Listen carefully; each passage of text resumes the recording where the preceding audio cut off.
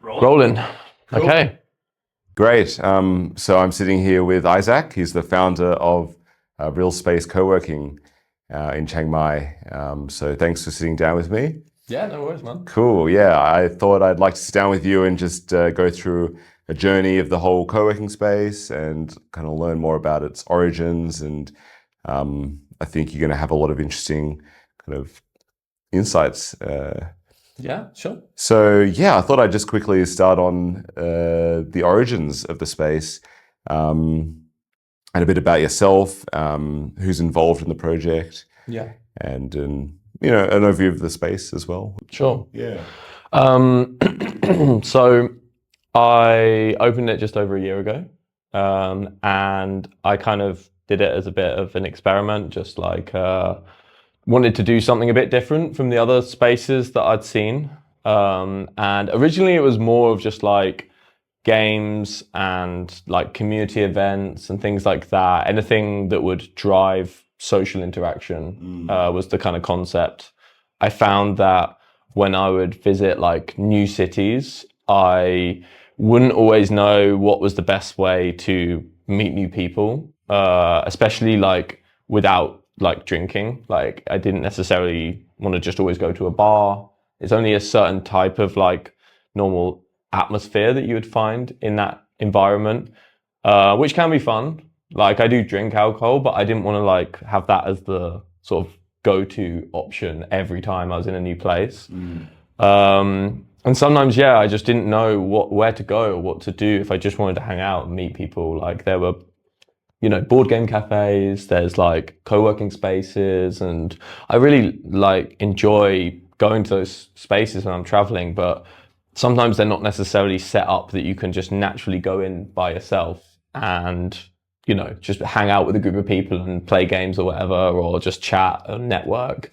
So I kind of wanted to maybe try and open my own space to see how that would look and how people would respond to that. Obviously, the building has many different floors, and I just started one floor at a time. Started with a sort of cafe area. Built a counter and like kind of, have coffee and drinks and stuff. And then the second floor was just some big tables where people could either work or play games in the evenings. And yeah, I just started inviting my friends over and be like, hey, like come over, we can hang out, play some games. Sort of wanted to create a bit of an atmosphere of like, welcoming. So I'd have mainly my friends, and then occasionally people I've just met randomly. I'd be, oh, like come down. I'm going to have a meetup this Saturday, or whatever. And it was long before I'd even like opened it to the public. But already there was kind of a bit of a vibe, like, people were starting to like meet new people through it, and a bit of a community feel was building. And yeah, that was super fun and cool, like just to have that. And then I'd ask people for suggestions. What else could I add? What feedback could I get from people while they were here? And a lot of people's initial thing was like, well, what are you going to do in the daytime? Like, this is fun to come down in the evening. I had like the VR headsets as well. Yeah. And they were like, oh, cool, VR. But they're like, I'm not going to play VR at like 2 p.m. on a Tuesday, I'm just not. Like, no one's going to do that, basically. Yeah. And it made me think, okay, like, am I kind of utilizing the space efficiently? Like, is that the best use of space if it's just stuff in the evening that is fun? But then also even the fun in the evening, people have a limit to how often they want to go somewhere and have fun. So it felt like I was, despite having so many floors and so many options, I was actually limiting myself quite a lot. So that's when before I opened, I decided to pivot a little bit and be like, okay, I actually need to make it a co-working space, and have this other stuff. And you can still have that community feel, but initially it wasn't set up at all for work. Like, it was super noisy. I didn't have much soundproofing, so the sound would just echo all the way up the floors. And people initially were like, I can't work here. Like, it's just not possible. If people are having a conversation on the ground floor and I'm on the fourth floor, I can still kind of hear it. Like, so there's no way I can work here. So I was listening to that and being like, okay, we need to focus on, soundproofing, sort of dedicated work spaces like desks and chairs and like actual, because you saw maybe in a video you mentioned that we had like the VR space, but it was just kind of an empty space where people could because it was easy for people to then walk around and play VR, but if people wanted to work there wasn't really anywhere that they could sit. So that's when I added the desks in there and like made it a bit more like cordoned off and put the glass wall there, because before there wasn't anything there. So it was just so noisy, and just there wasn't somewhere you could sit and work properly.